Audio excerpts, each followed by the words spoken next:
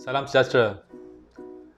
Hari ini saya nak sharing satu bentuk motivasi yang saya buat selama ni, iaitu di Tarapuri Heritage Village, di mana rumah-rumah yang kami semua kumpulkan, selain daripada istana-istana, ia juga sebahagiannya juga adalah rumah-rumah bangsawan Melayu Terengganu lama.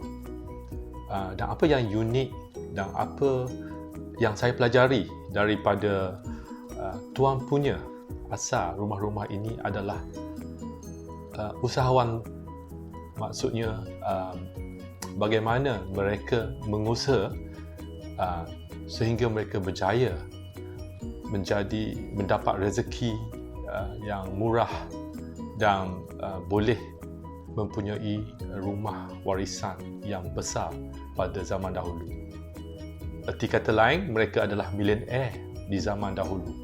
So, hari ini kita nak sharing bagaimana mereka berjaya dan mungkin apa yang mereka buat kita boleh pelajari pada masa kini. Yang pertama adalah mereka menanam cita-cita yang tinggi, yang besar, iaitu impian. So, beberapa rumah yang saya sempat interview, mereka sebenarnya setengah mereka adalah daripada keluarga yang susah, tetapi tuan punya, di mana rumah itu sudah lebih kurang 100 tahun yang lebih dahulu, tuan punya ada satu dua tuan punya yang saya nak kisahkan di sini. Bukan nama sebenar, Cik Mak. So beliau menanam cita-cita yang tinggi, hendak berjaya dalam perniagaan. So apabila beliau mempunyai cita-cita, ini semua sebenarnya saya interview daripada kaum keluarga mereka. So mungkin daripada cicit-cicit mereka dah. So apabila dia menanam cita-cita, kedua adalah dia merancang. Dia mempunyai rancangan, planning, walaupun tidak tertulis di atas kertas, di atas buku, tetapi perancangan daripada cita-cita agak mendebar. Bagaimana dia rancang untuk dia nak achieve atau nak capai cita-cita itu. So, dan yang ketiga saya nampak sifat-sifat yang ada adalah sifat tekung, sifat proaktif.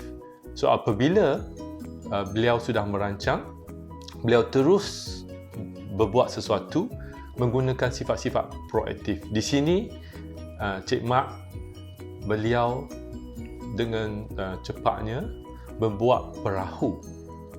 Apabila beliau bercita-cita, beliau membuat perahu. So, maksud membuat perahu tu, Cik Mak agak pandai dalam segi bertukang membuat perahu.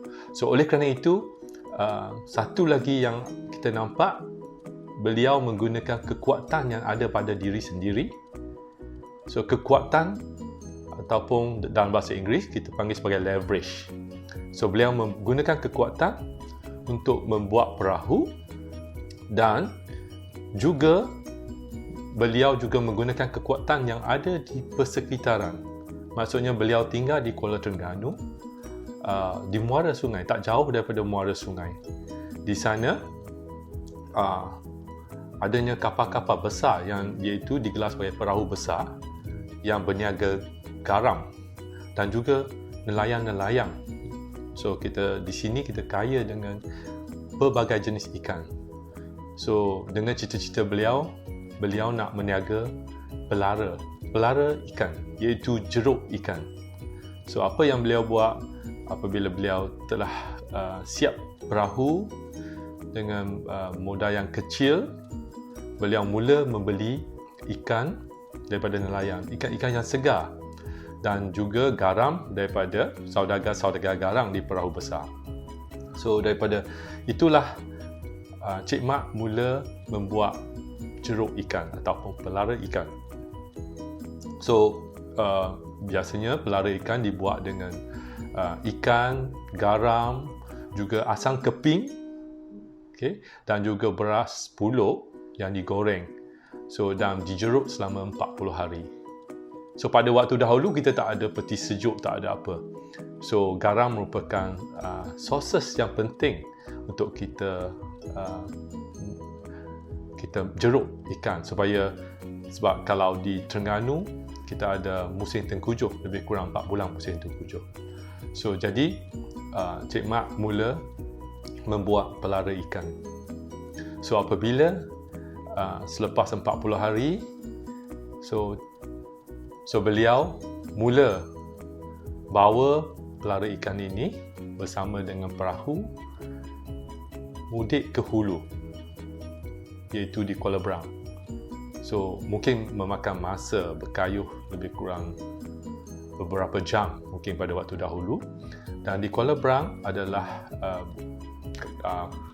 satu pekan pedalaman pada waktu dahulu. So di Kuala Berang lah adanya pasar. So di situlah Cik Mak mula berniaga. So apa yang kita dapat belajar juga, Cik Mak amat fokus dengan perniagaan beliau. So fokus adalah satu juga apa yang kita boleh belajar. So beliau menjaga kualiti pelara dengan ikan yang segar, dengan kebersihan yang ada. So itu apa yang kita nampak fokus. Dan juga daripada segi kebersihan, daripada segi kualiti yang ada, beliau membuat packaging yang cantik. So kita nampak dah penjenamaan yang dibuat oleh Cik Mak. Okay. So apabila beliau menjual ikan kepada penduduk-penduduk di pedalaman, biasanya di pasar. So di pasar-pasar minggu yang ada di Kuala Berang. Dan di situ juga adanya barter trade, pertukaran barang-barang. Selain daripada menggunakan duit, sebab dahulu duit amat kurang digunakan, kebanyakannya mereka menggunakan barter trade ataupun kita tukar barangan. So biasa Cik Mak akan tukar pelara yang dia letak cantik dalam guri, dan juga setengah dia letak cantik dalam labu. Labu yang dikeringkan, so dijadikan sebagai bekas. So dan ditukar dengan beras, ditukar dengan buah-buahan, sayur-sayuran. Dan Cik Mak akan membawa beras, sayur-sayuran, buah-buahan ini ke Kuala Terengganu dan diniagakan sekali lagi. So kita nampak usahawan Cik Mak berjaya menjadi seorang usahawan. Dia agak entrepreneur, agak bijak, agak pandai daripada segi bagaimana nak berjaya. So kita nampak bagaimana beliau fokus dan beliau dah pandai macam mana menjaga kualiti supaya apa yang dijual barangan itu adalah barangan yang baik. So itu adalah satu penjamuan yang baik. Dan saya nampak satu lagi adalah bentuk promosi. So Cik Mak selalu apabila ke Kuala Berang, beliau selalu bercerita tentang kualiti pelara beliau. 40 hari dijeruk, bagaimana beliau menggunakan beras pulut yang digoreng, asam keping, ikan-ikan yang segar. So beliau mencerita bagaimana dan cara-cara untuk bagaimana nak makan pelara bersama lauk, bersama nasi dan sebagainya. So saya nampak juga penceritaan itu adalah bentuk promosi yang dibuat oleh Cik Mak. Okay. Oleh kerana itu, usaha-usaha itu kita nampak Cik Mak berjaya. Beliau akhirnya dapat mendirikan 2 buah rumah ataupun rumah bujang selasak. So kita gelar sebagai rumah bujang berkembar. So beliau dapat mendirikan 2 buah rumah, dan juga daripada usaha itu beliau dapat beli tanah daripada 1 bidang tanah kepada 2 bidang, 3 bidang, sehingga orang menggelar beliau Cik Mak Kaya. So kita nampak banyak yang kita boleh pelajari kalau kita nak berjaya sebagai usahawan.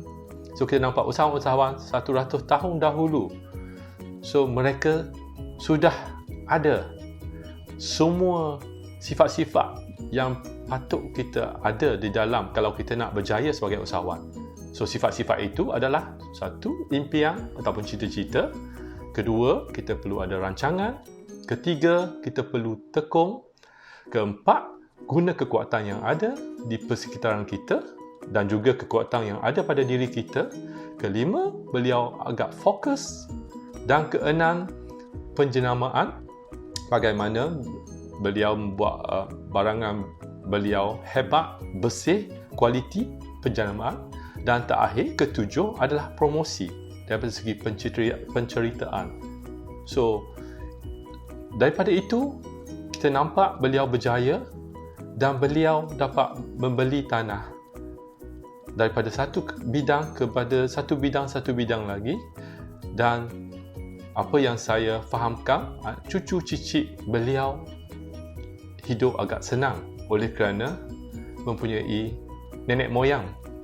Mereka mempunyai tanah yang banyak di sekitar Terengganu.